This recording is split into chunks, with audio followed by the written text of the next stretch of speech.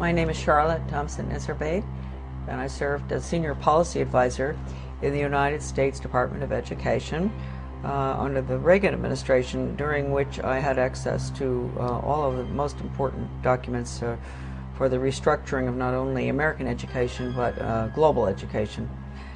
And I'm also the author of The Deliberate Dumbing Down of America, which gets into all of this, gives the background of what I saw not only in the Department of Education but as a local school board member. I was trained to identify the resistors to the sex ed, drug ed, alcohol ed, suicide ed, death ed, those good smart Americans who realize that anything that has education hanging off the end of it is probably not what they're looking for.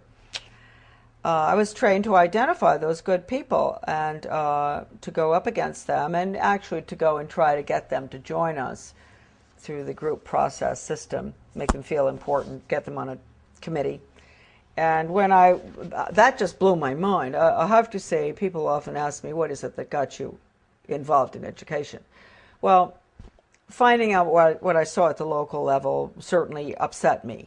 When I went and I saw that Americans were being trained to identify resistors, then I got pretty upset. And luckily, there was a big book that came with the in-service training called Innovations in Education, A Change Agent's Guide.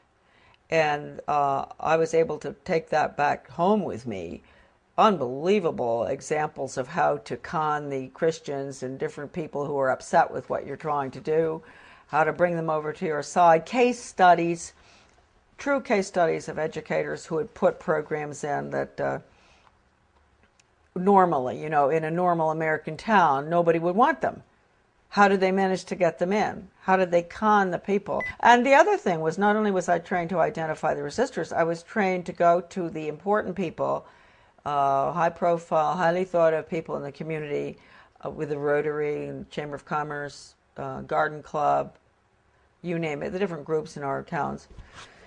Go to them and convince them of the importance of these new programs like sex ed, drug ed, I just mentioned all of them, and to get them on your side, because when you can get the leadership in a community to go along with it, then the newspaper comes in and says, a committee's been set up with the head of the Rotary and this and that, and they're all getting behind this task force to discuss whether we're going to have a new sex education program. And then when Mary Jones, who ordinarily would think, why would we want to have a sex education program when we don't have any problems with kids having sex or anything? So she might be concerned. She might be one of the resistors. She reads that her best friend, who's the head of the Garden Club, is on this committee, and she thinks, oh, well, hey, Mary Appleton is on that committee. She's heading it up. It must be okay. So I was taught really how to con the community. They always call everybody by the first name. You have to get very, affectionate with people, and you say, William, I'm so glad you've come to this meeting, and I understand your concerns about this program because, I've had other people, usually it's the really bright people in the community who have these concerns, and would you like to join our group? The original program was funded by what would subsequently become my office. It was funded by the Office of Research in the U.S. Office of Education, because it was funded early on, about the late 60s. Still funded, by the way. And the money went to the University of Michigan in Ann Arbor to a professor by the name of Ronald Havelock. And he was the one that put together the whole training, the whole seminar, the book. And in the back of the book they admitted it. Right in the back of the book, they had about 100 major change agents listed from all over the country. Some of them I recognize, some I still don't, but some I do. And so this was a very important project.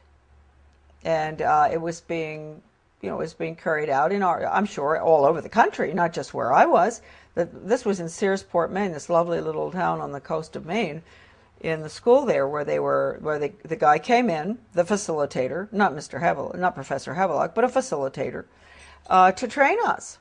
And these were good people that were there. They were some of the teachers from my school, where I was on the local school board, principals, etc. Normal-looking Americans. You really ask yourself, they must themselves have reacted very much the way I did. That's why I've always had a lot of understanding for teachers that have to go through this stuff. I didn't have to continue going through it. They've had to, through the years, constant training, retraining, sensitivity training, break their values. Right, no wrong. You've got to have all religions represented, so, tolerant of everything, and because that's the New World disorder, excuse me. Professor Benjamin Bloom is probably the most important behavioral psychologist ever to live. I mean, maybe not quite as much as Pavlov and Skinner, but he really implemented the system in education in the United States.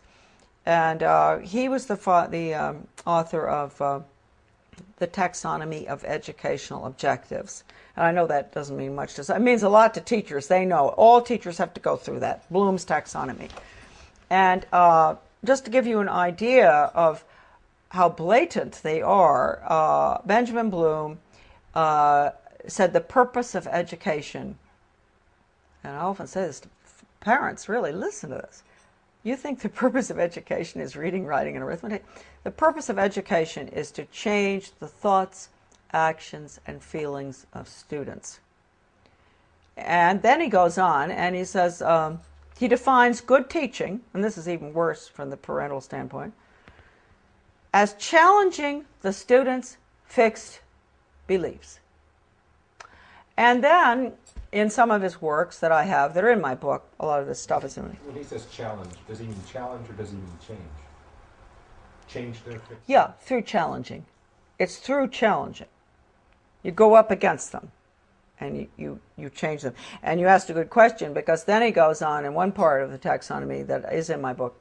He says that he can take a student from here to there, from a belief in God or his country or whatever, to being an atheist and not believing in his country in 1 hour.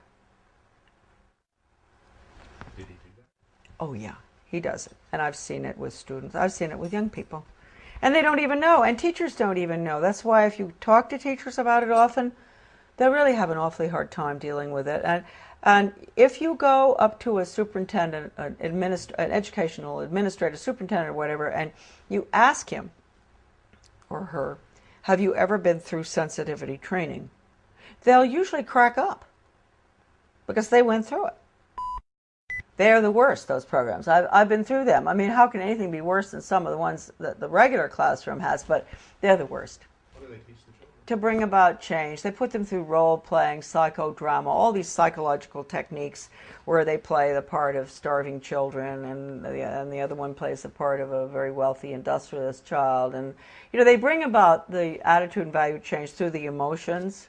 You know how young people are. They're naturally very altruistic, and they want to help, and they don't like to see poverty around the world. And so what they'll do is, just like I think I mentioned to you earlier, all right, I don't know whether I did, going into the teacher putting in the new social studies program in our community and walking through, taking the little tots through town and identifying big rich people's houses and small poor people's houses.